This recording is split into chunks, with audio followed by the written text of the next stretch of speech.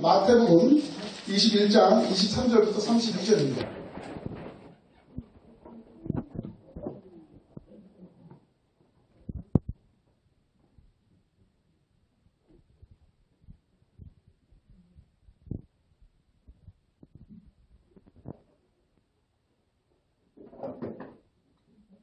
이걸 교독하도록 하겠습니다. 23절부터 32절까지 마지막까지 같이 들어가고요. 천천히 한번 교독하겠습니다. 들어보겠습니다. 예수께서 성전에 들어가 가르치실세 대제사장들과 백성의 장로들이 나와 이르되 내가 무슨 권위로 이런 일을 하느냐 또 누가 이 권위를 주었느냐. 예수께서 대답하시되 나도 한 말을 너에게 물으리니 너희가 대답하면 나도 무슨 권위로 이런 일을 하는지 이르리라. 요한의 세례가 어디로부터 왔느냐 하늘로부터냐 사람으로부터냐 그들이 서로 의논하여 이르되 만일 하늘로부터라 하면 어찌하여 그를 믿지 아니하였느냐 할 것이요 만일 사람으로부터라 하면 모든 백성이 나의 선지자를 열리니 백성이 무섭다 하여. 예수께서 대답하여 이르시되 우리가 알지 못하노라. 예수께 대답하여 이르되 우리가 알지 못하노라 하니 예수께서 이르시되 나도 무슨 권위로 이런 일을 하는지 너희에게 이르지 아니하리라. 그러나 너희 생각에는 어떠하냐. 어떤 사람에게 두 아들이 있는데 아들에게 가서 이르되 이에 오늘 포도원에 가서 일하라 하니 대답하여 이르되 아버지 가겠나이다 하더니 가지 아니하고 둘째 아들에게 가서 또 그와 같이 말하니 대답하여 이르되 실소이다 하였다가 그 후에 뉘우치고 갔으니 그들 중에 누가 아버지의 뜻대로 하였느냐 이르되 둘째 아들이니이다. 예수께서 그들에게 이르시되 내가 진실로 너희에게 이르노니 세리들과 창녀들이 너희보다 먼저 하나님의 나라에 들어가리라.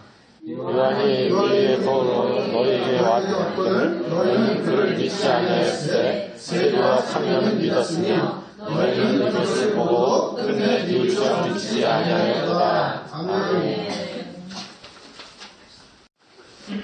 오늘 이제 어버이 주일이면서요. 오늘의 말씀은 그분의 권위 해서 이 권위에 대한 이야기를 오늘 좀 나누도록 하겠습니다.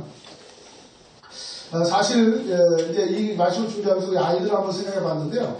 정말 아이들은 이 온통 권위 속에 눌려서 사는 것 같아요. 집에 가도 요즘에 집에서 최고의 권위는 누구죠? 네, 애들이에요. 애들은 엄마야 엄마. 아빠도 없어. 엄마, 아들, 아빠. 네. 아니 엄마, 아들, 강아지, 아빠. 이렇게 된 것 같아요. 순서가 이렇게 된 것 같아요. 네. 하여튼 어쨌거나 하여튼 우리 아이들이 권위 속에 많이 눌려있어요. 학교 가면 선생님, 학원 가면 목사님, 교회 오면 목사님. 전부 다 그냥 이렇게 좀 눌려있는 이런 느낌을 받게 되었습니다. 하지만 이 권위는 진짜 뭔가 이거 오늘 한번 좀 우리가 은혜를 나눴으면 좋겠습니다. 지금 상황은 이미 예수님께서 우리가 몇 주 동안 살펴본 것처럼 예루살렘 성전에 이제 새끼를 타시고 이제 금이 환영 이제 입성하신 거죠. 호산나 호산나 하면서 겉옷을 피면서 쫙 갔죠. 그러시고 이제 첫 번째 하신 행동이 뭐예요? 성전을 충결하게 하는 사건이었죠.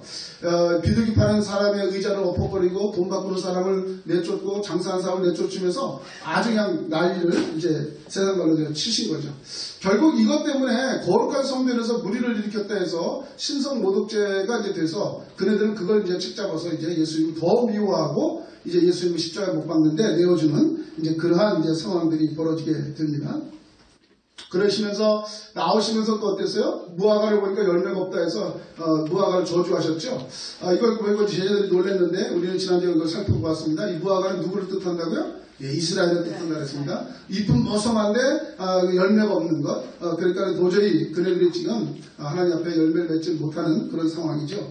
그래서 하나님 앞에 야단을 맞은 그런 것입니다. 그러면서 이제 오늘 이제 또 다시 이제 성경 마가복음, 마태복음, 누가복음에 이것을 하루 만에 이루어졌다라고 보기는 어렵습니다. 그래서 대개 이제 요일을 따지면 일요일에서 월요일, 지금 화요일쯤 상황이 아니겠느냐 이렇게 생각을 하고 있는 것이 대개 이제 정설입니다. 그러니까 이제 월요일이나 주일날에 이제 이 성전이 난리가 났고요. 그리고 이제 화요일날 이제 여기에 다시 예수님이 들어가셨어요. 이쯤 되면은 어떻습니까? 예수님은 그냥 이렇게 당당하게 들어가신 거죠. 왜 그러실까요? 주님이시니까. 주인이시니까 들어가세요.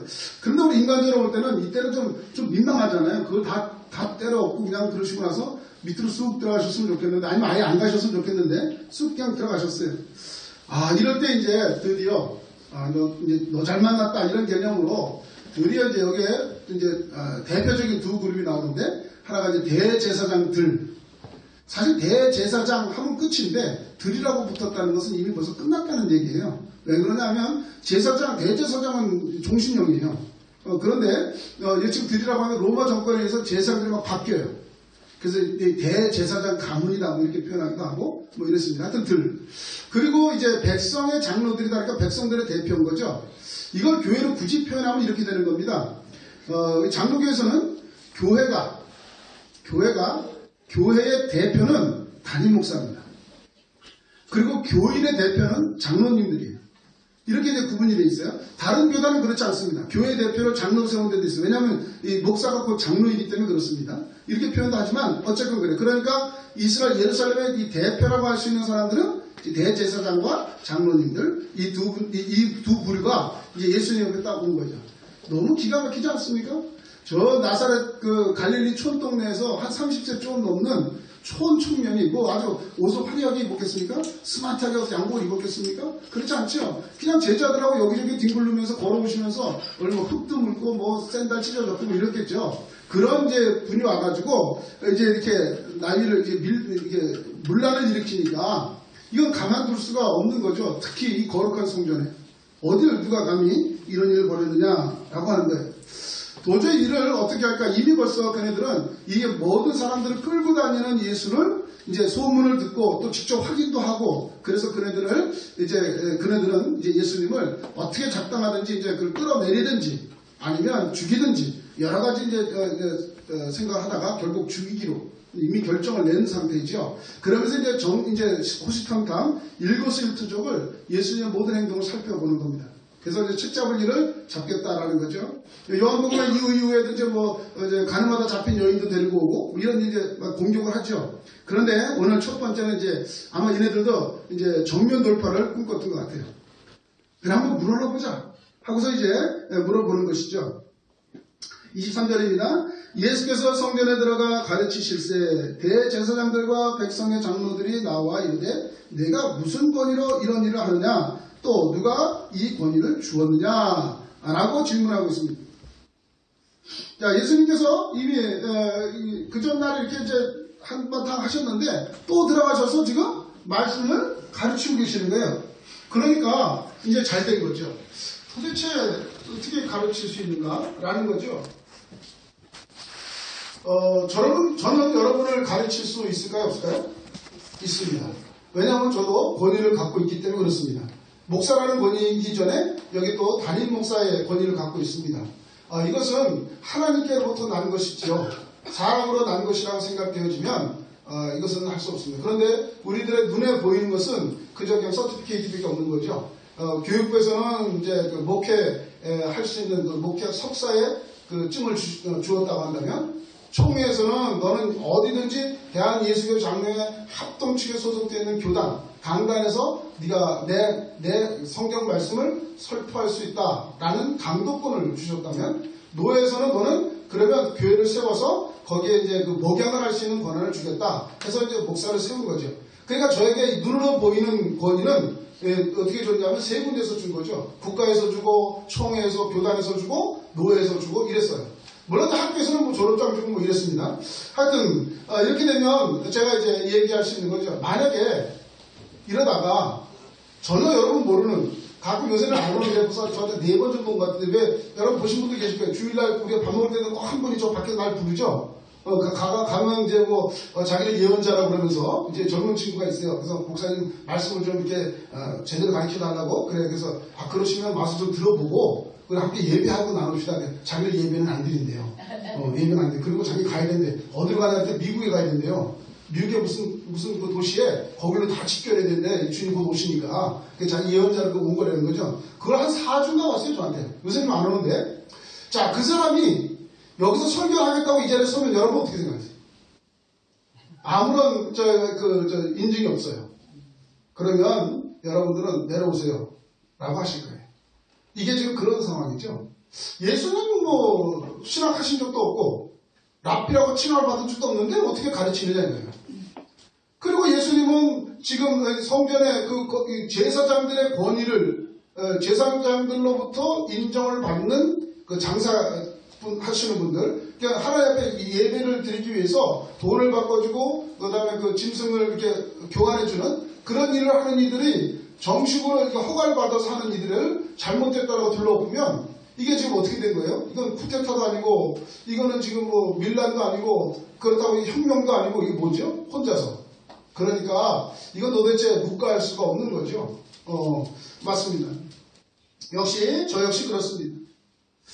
그런데요, 이 세상에서 말하는 이 권위가 이제 세상과 우리는 다 그렇게 통합니다.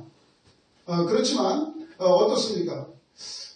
세상에서도 우리 상식이가 더 이상 이견을 제시하지 않습니다. 예를 들면 의사분이 실수를 한다든지 교수가 티칭을 한다든지 아니면 법관이 판결을 한다든지 할 때는 전부 다 권위가 있습니다. 당연히 의사의 자격을 주어지고 법관의 자격이 주어지고 교수의 자격이 있어야만 이게 가능한 얘기죠. 그러면 세상의 상식적으로 볼 때는 이것은 온전한 권위임에도 불구하고 지금 그네들의 잣대를 볼 때 예수님에게 그런 것이 아무것도 없다는 거죠. 그러면 어떻게 되겠습니까? 이제 예수님이 어떤 권위로 이야기를 해야 되는가 라고 설명을 해야 된다는 거죠. 자, 이럴 때보다는 과연 이 질문에서 빠져나갈 수 있을까? 라고 하는 거죠. 그런데 여기에 이제 세상과 이스라엘이 조금 다른 건 하나가 있어요. 뭐냐면 얘네들도 최고의 권위를 주는 데는 어디 상해드린 공예예요. 상해드린 공예에서 인정하는 경우가 있어요. 그리고 로마의 정부로부터 대제사장을 직분을 받아요. 그러니까 이미 대제사장 직분을 받는 것도 역시 이제 권위가 있다라고 생각이 되어지죠.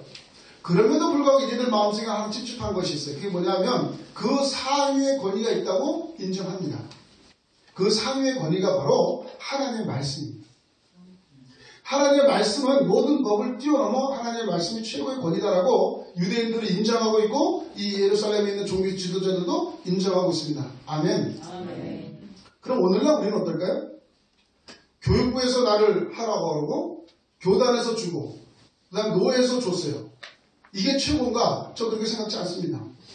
그럼에도 불구하고 목사가 목사 일을 못한다든지 이런 경우에는 어떻게 되갈까요? 결국 하나님 앞에 이제 말씀에 내가 과연 하나님 앞에 섰느냐, 하나님 나를 인정하셨느냐, 하나님 나를 부름받았느냐 이거죠. 그러니까 이제 우리가 이 신학 하면서 매 학기마다 6학기를 하는데 매 학기마다 이제 교수가 1대1로 물어봐요.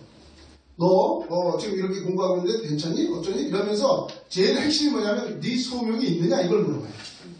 그럼 예, 저 소명 받았습니다 라고 얘기하면 그건 법으로도 뭘 못해요. 교수가 판단할 수 없어요. 목사들도 판단할 수 없어요. 네가 소명 받았다는데 뭐 어떡할 거냐. 그러니까 그를 이제 계속 신학을 할 수 있도록 돕는 역할만 하지 그 위에 소명 받았다는 것 외에 누구도 토를 달지 못한다는 거예요. 그래 소명 받았으니까 그러면 우리 제도권에서 인정하고 있는 것들 네가 통과해라 라는 거겠죠. 그래서 시험을 통과해야 하고 이렇게 되겠죠. 예, 그겁니다. 그러니까 이 사람들 지금 묻되 도대체 무슨 권위로 너는 이것을 하느냐라고 물었을 때에 예수님께서는 하나님의 권세로 이것을 한다라고 직답을 하셔야 되는 게 맞는데 이것을 피하십니다. 왜 피했는가? 우리가 세 가지 정도로 생각할 수가 있어요. 첫째는 진리를 모르는 자에게는 진리를 그대로 설명할 필요가 없습니다. 둘째는 이것이 이제 인간적인 부분으로 볼 때 과연 저네들이 이것을 믿어지겠느냐, 믿음이 있겠느냐라는 거죠. 셋째는 실제로 만약에 믿음이 있다고 하면 만약에 그네들은 이 질문을 하지 않을 터인데 당연히 내가 하나님으로부터 받은 권리야 라고 이야기하면 얘네들은 거부할 거라는 거죠. 그럼 주님 그걸 무서워했느냐? 그렇지 않아요. 거기 함께 있는 모든 군중들은 이미 예수님이 그런 권위를 갖고 있다라고 도대체 저가 누구이기에 과연 바람이 잠잠하고 파도가 거기느냐 저가 누구이기에 도대체 소경이 맹인이 눈을 떴느냐 창세 이래 그런 일은 없었다. 이건 하나님 보내시지 않고는 할 수가 없다라고 이미 군중들은 이해하고 있고 그걸 소문으로 들어알고 있고 확인하고 있다는 거죠. 그러니까 인간적으로 이걸 할 수가 없는 거죠. 근데 마지막 세 번째 이유 때문에 그러실 것 같아요. 뭐냐면 내가 하나님으로부터 왔지라고 해서 인정받았다고 쳐요. 네? 맞아. 저분은 하나님이 보내신 분 맞아. 라고 인정했어요. 아마 그러면 십자가를 지지 못하셨을 것 같아요. 주님은 오직 예루살렘에 가신 건 십자가를 지시기 위해서 가신 거예요. 그 성에서 주님이 십자가를 지셔야 완전히 구원이 이루어지는 그 사명 때문에 가신 거기 때문에 주님은 아마 그것을 더 생각하시지 않았겠느냐라는 것이 이제 저희들의 생각입니다. 어쨌거나요, 이러한 질문 속에 과연 여러분들은 어떻게 대답을 할까라는 거죠. 참 우리 아이들 학교에서 보면 토론도 많이 하고 모의 유엔대회도 하고 막 그런 걸 볼 때에 서로 간에 이때 이 가장 랍비들이 가장 많이 쓰는 거. 우리 소크라테스 뭘 주로 썼죠? 질문법에? 응? 반어법을 많이 썼죠? 네, 반어법. 그래요. 자, 그런데 저도 이제 어떤 책을 하나 읽었는데 그 사람 공부를 되게 잘하는 사람, 지인환이라는 사람인데 SAT 만점을 받은 사람. 너는 어떻게 이렇게 공부를 잘하냐 했는데 얘는 SAT 점수를 만점을 받은 자예요. 왜 그런가 했더니 자기는 질문이에요. 질문할 줄 알아야 그 문제를 안다는 거예요. 근데 질문에 이 친구의 질문의 마지막 단계가 뭐냐면 더 이상 질문이 안 나올 문제를 자기가 만드는 거예요. 출제위원이 돼서 문제를 만드는 거예요.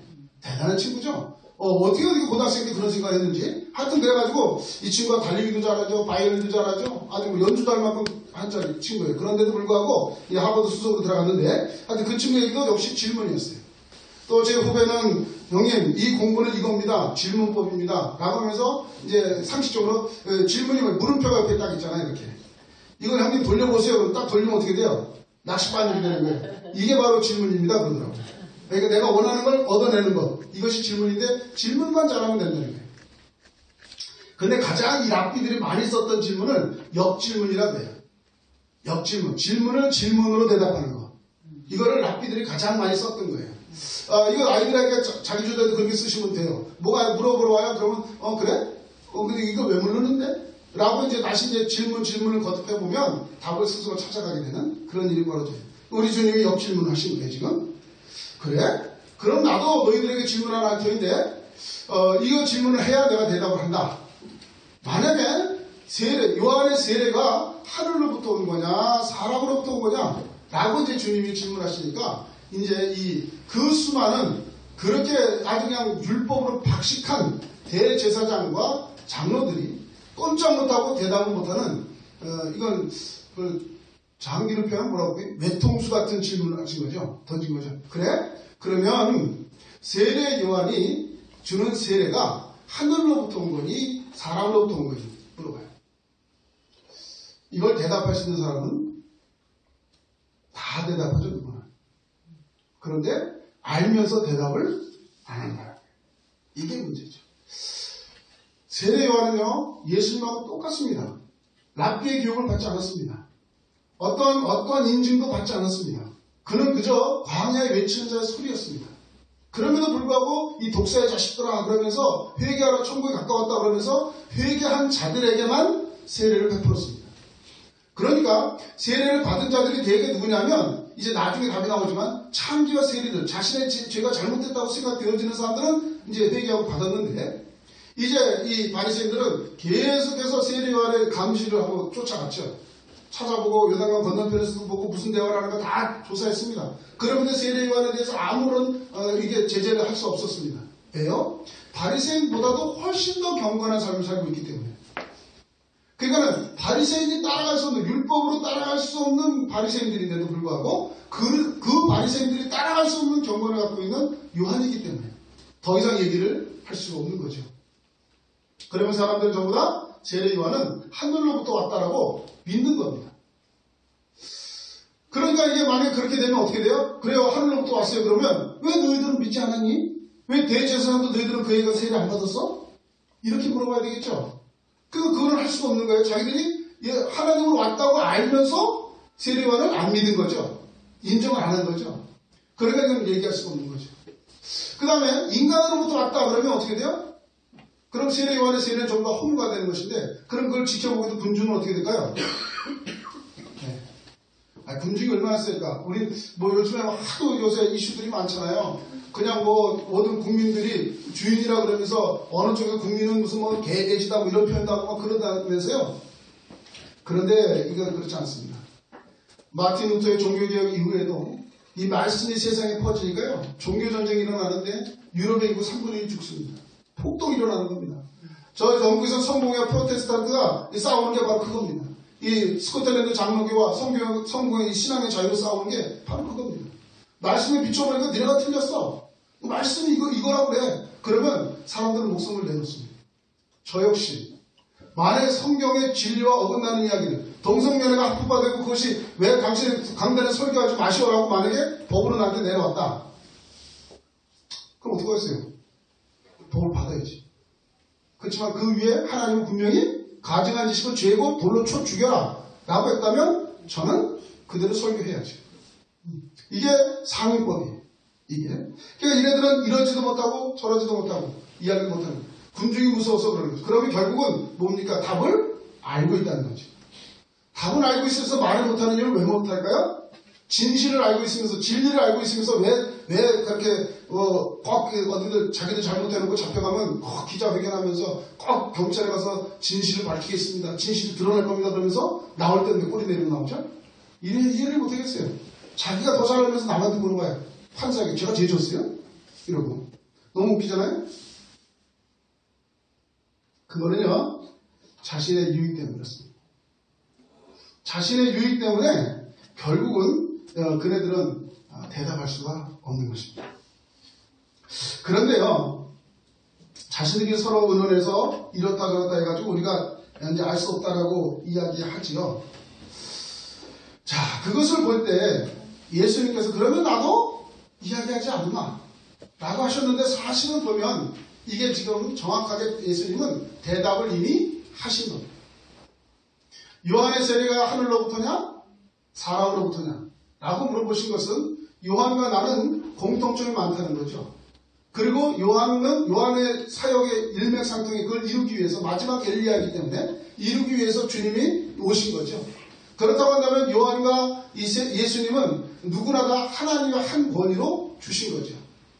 과거 구약 때도 이제 선지자들을 하나님의 명으로 보내시죠. 기름 부음 받은 자들이 있으면서 하나님 여호와의 말이니라 그러면서 이제 대면을 하죠. 이때에 말을 잘못하면 어떻게 되겠습니까? 감옥에도 갇히고 심지어 톱으로 켜서 죽임도 당하고 저 구덩이에 빠치고 고난의 떡을 먹게 하기도 하고 금식을 시키기도 하고 왕들이 별 압력을 다 넣죠. 그래도 주님께서 말씀하신 거라면 말씀한 거예요. 너희들 잘못했다. 지금 올라가면 진다. 지금 곧 끌려갈 거다. 너희들 망할 거다. 라고 이야기하는 건 빨리 여호와께로 돌아와라. 라고 이야기해도 그네들은 듣지 않고 자신의 유익에 쫓아서 움직였을 때 어떻게 되겠습니까? 결국은 그네들은 이제 끝날 거죠. 세상 사람들은 세례 요한이 세례를 줄 때 다 들었습니다. 내 뒤에 오시는 이는 내가 그를 신들매도 감당치 못하는데 나는 너희에게 물로 세례를 주지만 그는 불과 성령으로 세례를 주실 뿐이다 라고 분명히 말씀합니다. 그래서 우리 주님이 바로 요한에 이어서 이제 이 십자가를 구원을 이루실 분이라는 것은 이제 만천의 공개가 된 것이죠. 그럼에도 불구하고 주님이 그 질문에 의해서 당신의 대답을 분명히 한 것이다 라고 우리는 금방 알 수 있습니다. 여러분, 물로 세례를 주는 건 뭘까요? 네, 그렇습니다. 우리의 죄를 씻는 의미가 있죠. 그래서 죄 씻음 받고 이제 하나님 앞에 이제 온전하게 이제 신앙생활 하겠습니다라는 어떤 결단의 표시, 그걸로 구원의 조건이 되지는 못한 겁니다. 그러니까 여러분, 물세례 여러분 목사에게 성부와 성자와 성령의 이름으로 세례를 받았다 해도 여러분은 구원된 백성이라고 말할 수 없는 거죠. 그런데 우리 주님은 오셔서 불과 성령으로 세례를 준대요. 어이구, 세례를 주시는데 불로도 주시고 성령으로 주신대요. 이게 무슨 말씀일까요? 불로 주세요, 불로. 그럼 불 같은 성령을 주시나요? 그게 아니고요. 불로 세례를 받는 자는 불세례 받는 겁니다. 불세례. 지옥 불세례. 성령의 세례를 받아야 되는 것입니다. 할렐루야. 성령을 만나는 이들, 성령이 임재하고 성령의 임재를 느끼는 이들은 성령 세례를 받은 줄로 믿습니다. 그렇다고 한다면 우리가 이제 하나님 말씀으로 살아갈 수밖에 없는 믿음의 소유가 되는 것이죠. 자, 그러면요, 오늘 여기서 잠깐 예수님의 진짜 권위는 어디서 오는가? 이것에 대해서 주님은 뭐라고 말씀하셨는지 이것을 간략하게 한 3가지 정도로만 보도록 하겠습니다. 제일 먼저 우리가 봐야 될 것이 요한복음 10장입니다. 한번 찾아보시죠.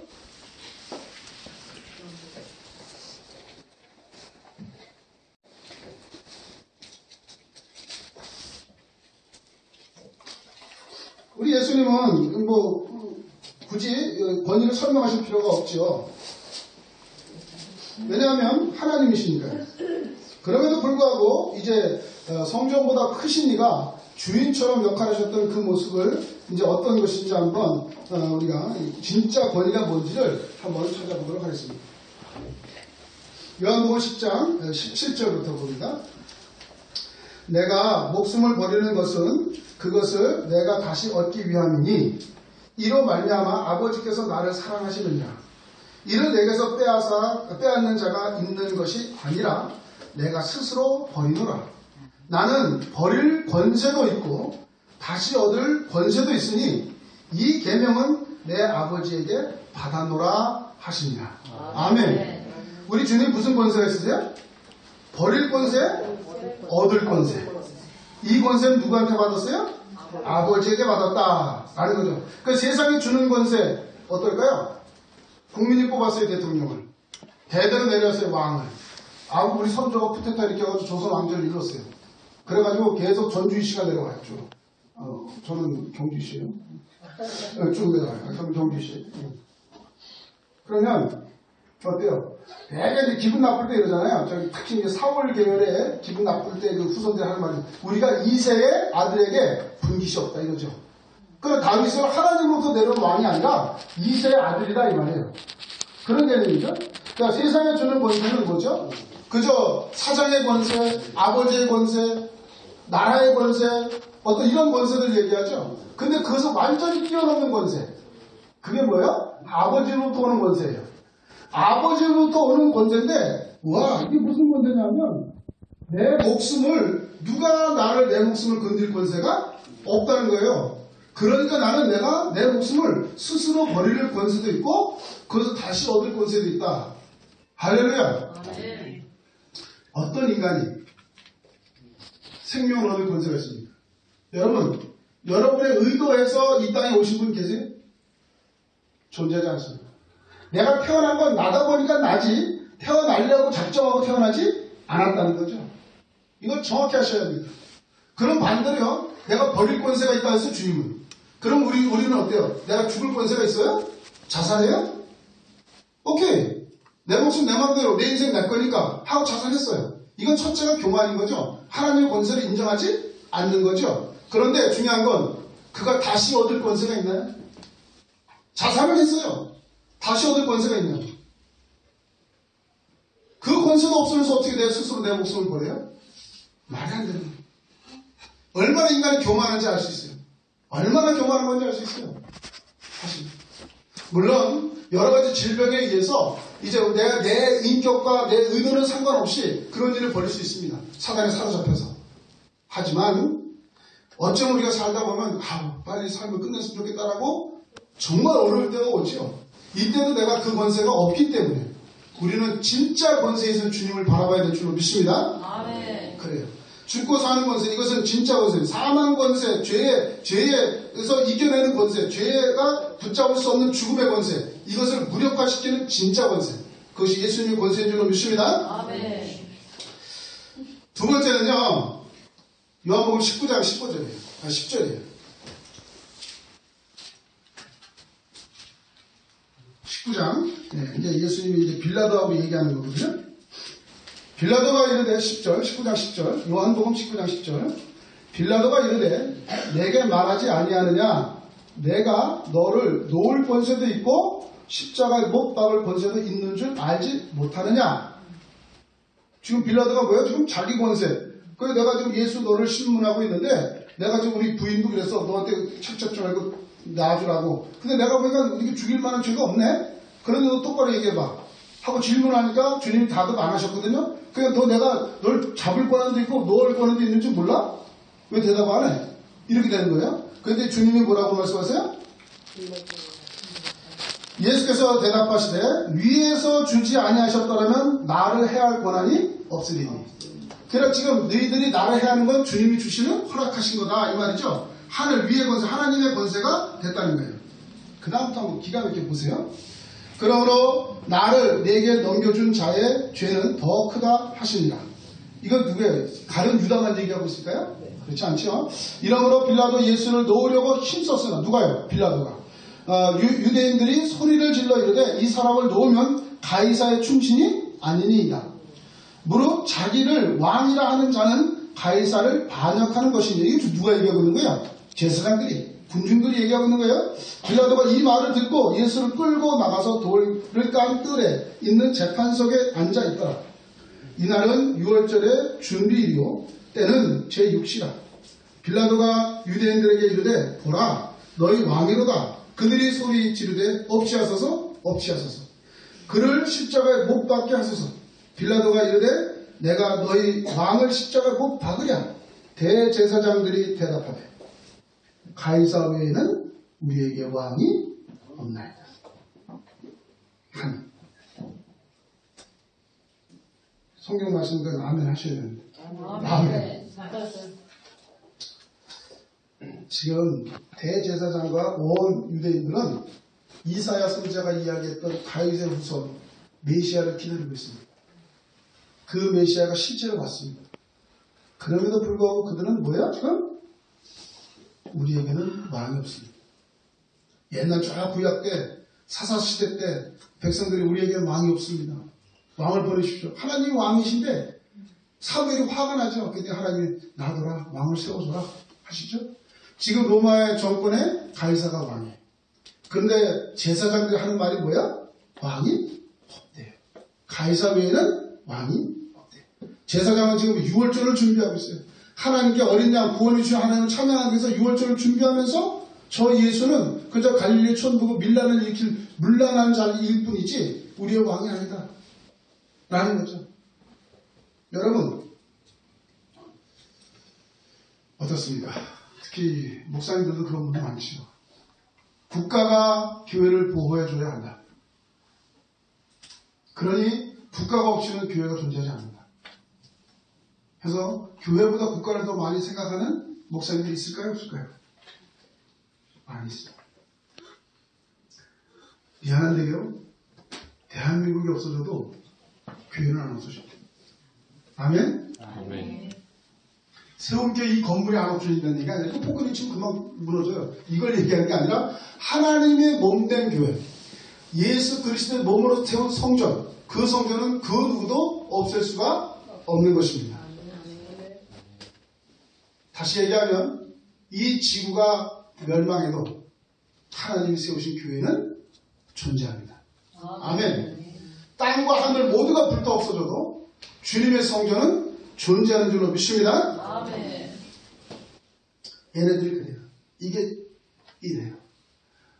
우리들에게는 내가 놓을 권세도 있고 잡을 권세도 있지 않느냐라고 이 빌라도가 이야기한 것을 볼 때 얼마나 주님 보시기에는 위에서 주지 않으면 아무 권위도 못하고 로마서 13장에 보면 세상의 모든 권세 하나님께 있다라고 했죠. 예. 그러면 마지막 주님이 진짜 자신의 권세를 얘기하는 게 있어요. 그게 바로 여러분이 잘 아는 대로 왜 잘할까요? 보겠습니다. 마태복음 28장 18절 20절. 여러분이 아주 많이 본 본문이죠. 예수께서 나와 말씀하여 이르시되 하늘과 땅의 모든 권세를 내게 주셨으니 그러므로 너희는 가서 모든 민족을 제자로 삼아 아버지와 아들과 성령의 이름으로 세례를 베풀고 내가 너희에게 분부한 모든 것을 가르쳐 지키게 하라. 볼지어다 내가 세상 끝날까지 너희와 항상 함께 있으리라 하시니라. 아멘. 이건 절대로 제자 훈련시키라는 말씀 아닙니다. 네. 진짜 권세가 누구인지를 말씀하고 있습니다. 하늘과 땅의 모든 권세를 가지신 분, 하늘과 땅의 모든 권세를 가지신 분이 나에게 명하셨습니다. 그렇다고 한다면 어떻습니까? 하늘과 땅의 모든 권세를 가진 분을 그분이 나의 주님이시고 나는 그분의 양자된 자라면 그의 상속자라. 우리는 하늘과 땅의 권세를 가진 자일까 아닐까요? 가진 자죠. 이게 진짜 권위입니다. 그 누구도. 그러니까 여러분 회사에서 사장님한테 국가의 대통령한테 그렇다고 너무 건방지게 얘기하지 말는 건 아니고 그런 얘기가 아니라 여기에 주눅을 들 필요가 없다는 거죠. 실제 권위가 무엇인지. 저도 오랜만에 참 어떤 분을 만났습니다. 그분하고 한 2시간 동안 대화를 하면서 제가 예전에 부목사 시절에 얘기가 또 생각이 났었습니다. 그때 저는 제 기억으로는 그분도 포함해서 한 4번 정도 제가 얘기를 들었던 것 같아요. 목사님, 은퇴하실 때까지 저희가 뒷바라지 해드릴 테니까 이 교회에서 좀 이렇게 맡아주십시오. 이런 얘기를 제가 들었습니다. 그때 저도 멋있었어요. 목사는 돈으로 사는 거 아닙니다. 이랬어요. 그러면서 제가 이게 지금까지 무슨 고생을 하냐? 그래요. 돈으로 사는 게 있더라고. 근데 하여튼 그랬습니다. 그러면서 주님께서 좀 이상한 이야기 하죠. 그러나 너희 생각에 본문 오늘 다시 돌아와요. 28절. 생각에는 어떠하냐? 어떤 사람에게 두 아들이 있는데 맏아들에게 가서 이르되 오늘 포도원에 가서 일하라 하니 대답하여 이르되 아버지 가겠나이다 하더니 가지 아니하고 이런 싸가지. 둘째 아들에게 가서 또 그와 같이 말하니 대답하되 실소이다 하였다가 그 후에 뉘우치고 갔으니 누가 아버지의 뜻을 한 사람일까요? 그들 중에 누가 아버지의 뜻대로 하였느냐? 이 사람들 대답은 잘해요. 이르되 둘째 아들이니이다. 예수께서 그들에게 이르시되 내가 진실로 너희에게 이르노니 세리와 창녀들이 너희보다 먼저 하나님의 나라에 들어가리라. 아멘. 이 얘기를 느닷없이 하시네요. 자, 그럼 여기서 첫째 아들은 누굴까요? 제사장들, 유대인들? 둘째 아들은 세리, 창녀? 이 한글 성경에 그래요. 근데 원래 성경은 이게 바뀌어 있어요. 원래 성경의 첫째 아들은 세리와 창녀고 둘째 아들이 이 제사장들이 유대인들이. 그래서 이게 우리가 지금 오류를 했나? 아니에요. 이게 맞아요. 지금 한국 성경이 맞는데 옛날 사본에는 그것이 바뀌어 있어요. 원래는. 왜 그런가 봤더니 이 유대인들이 이제 하나의 첫째를 안 여기는 거예요. 밀어놓은 거예요. 이 순서를 미루신 거예요. 이렇게. 아주 그런 이제 있는데 어쨌든 우리는 이해하는 데는 전혀 지장이 없죠. 자, 이걸 한번 레위기서 입장에서 한번 볼까요? 주님 오시기 전 입장에서. 만약에 우리 저기 민우하고 진우가 있어요. 민우하고 진우한테 아버지가 얘들아 오늘 그 회사 와서 일 좀 해라.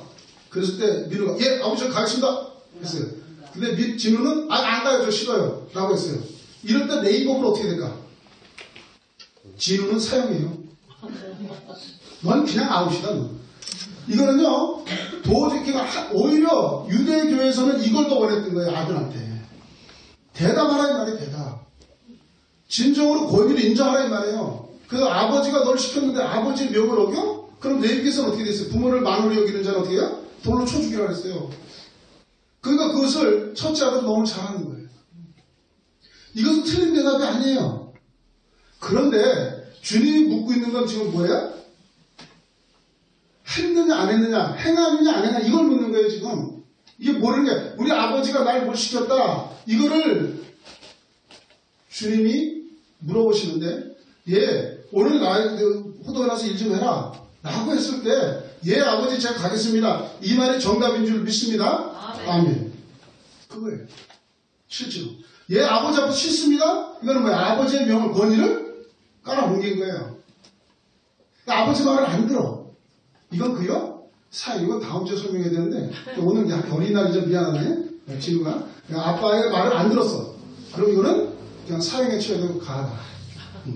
그래서 제가 사실 기도 중인데 하다 말았어요. 많은 게 하나 있어요. 뭐냐면 애들을 함부로 때릴 수 없잖아요. 근데 저 자문을 읽다 보니까 매를 아끼는 아버지는 애를 사랑하지 않는 거래. 그렇게 돼 있어요. 그래가지고 제가 고민하다가 이제 이번 어린이날 선물을 그러니까 쌀액이 남이잖아요. 회초리. 그걸로 딱 해서 매를 준다고 아니 얘를 아빠가 세팔 때면 어떻게 해? 양방망이 때면 어떻게 해? 안 되잖아요. 그러니까 회초리 하나 딱 준비해가지고 선물로 딱 주려고 했는데 이게 누가 극구 반대를 내 마음을 알아가지고 절대 그러면 안 됩니다. 그래가지고 지금 그냥 쪼꼬레서 바꿨어요. 하여튼 지금 이것은 큰아이가 제대로 얘기하는 거예요. 근데 주님은 뭐야? 누가 아버지의 뜻대로 했느냐? 라는 것을 묻는 거예요. 그럼 여기서 무슨 관계가 생기냐면요. 권위와 권위 밑에 받아들이는 것인데 받아들이는 게 뭐냐는 거예요. 이게 믿음이라. 내가 진짜 아버지를 믿느냐 이걸 묻는 거예요. 잘 생각해 보시죠. 큰아들이 예 아버지 가겠습니다. 아버지가 불렀어요. 그래서 포도원 가래요. 네? 하고 갔어요. 너 포도원 가서 일을 해. 네 알겠습니다. 하고 나왔어요. 아버지 말에 순종한 거예요. 그래서 아버지의 권위를 인정하는 거예요. 그런데 뭐가 없어요? 믿음이 없어요. 어떤 믿음이? 아버지가 아버지인 거죠. 혼자 방에서 생각하면 맨날 나만 가라고 그래. 내가 그 자리에서 한 대 맞을 것 같아서 내가 얘기했지만 그게 뭐야? 지금 내가 지금 내일 모레 중간고사인데 하고 안 가요. 이건 뭐야? 믿음이 아버지는 믿음이 없는 거야. 그러니까 자기 믿음이 더 큰 거예요. 자기 생활이 더 중요한 거예요. 그러니까 안 가요. 근데 둘째 아들은 싫어요 했는데 돌아와 보니까 그래도 아버지가 말씀하신 건데 하고 그가 실제로 가는 거예요. 주님은 뭘 묻냐? 대답하지 말고 똑바로 해. 이 얘기가 아니라 너의 믿음이 어디 있느냐 라는 거예요. 그래서 결론이 32절에 큰 말씀이에요. 네, 보겠습니다. 다 같이 한번 읽어볼까요? 시작. 요한이 의의 도로 너희에게 말건을 너희는 그를 믿지 아니하였을 때 세리와 청년은 믿었으니 너희는 이것을 보고도 끝내 뉘우쳐 믿지 아니하였도다. 아멘. 즉 분명히 제사장들과 장로들은 권위에 대한 질문을 했는데 주님이 이 단락을 마무리하면서 뭐로 마무리해요? 믿음으로 마무리한다 이 말이에요.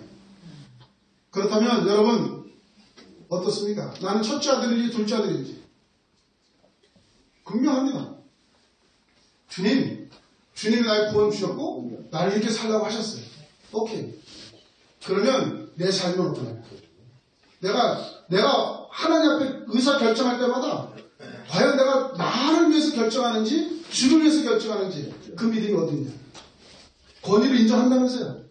하나님의 권위를 인정한다면서요. 이 교회는 세상이 무너져도 존재한다면서요. 그리고 나는 구원받은 잘하면서요. 그런데 행동. 진짜 주님을 믿고 있냐는 거예요. 진짜 주님의 권위를 인정하고 계시냐는 거예요. 주님 이걸 묻고 있습니다. 왜 하필 세리와 청년이냐? 이것은 이 유대 정서상 최고의 하층 사람들을 얘기하고 있어요. 그래요. 죄를 보면 이런 겁니다. 세리와 청년은 만약에 죄가 너무 많죠. 진짜 입에 담기도 창피한 죄가 많죠. 근데 제사장들은 거의 죄가 찾을 수 없을 만큼 정말 청렴결백하게 살 수 있습니다. 그런데 똑같이 죄인인 건 맞습니다. 죄를 많이 졌다 적게 졌다의 차이가 하나님 앞에 그렇게 어떤 교사 선생님하고 저하고 상담할 일이 있었습니다.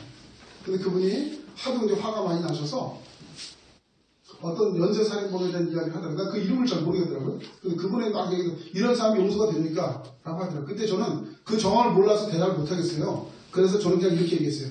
근데 죄송한데요. 저나 그 살인자나 별 다른 게 없는 것 같아요. 이렇게 했어요. 저요 여전히 사람 비용하고 여전히 판단하고 사실 상황과 조건이 안 맞아서 그를 죽이지 못했어요. 제가 상황과 조건이 안 맞아서 그를 죽이지 못했어요. 저는 무서워서요. 살인자 될까봐 목사가 안 될까봐 그래서 못 죽였을 뿐이지 저 마음속에 여전히 그가 미운 사람이 있습니다. 그런데 그 사람은 그걸 표현한 거죠. 표현한 걸 어겨가면서 어떤 면에서 좀 더 용기가 있는 것 같아요. 그하고 저하고 무슨 차이가 있죠? 계란 한 판이 있어요.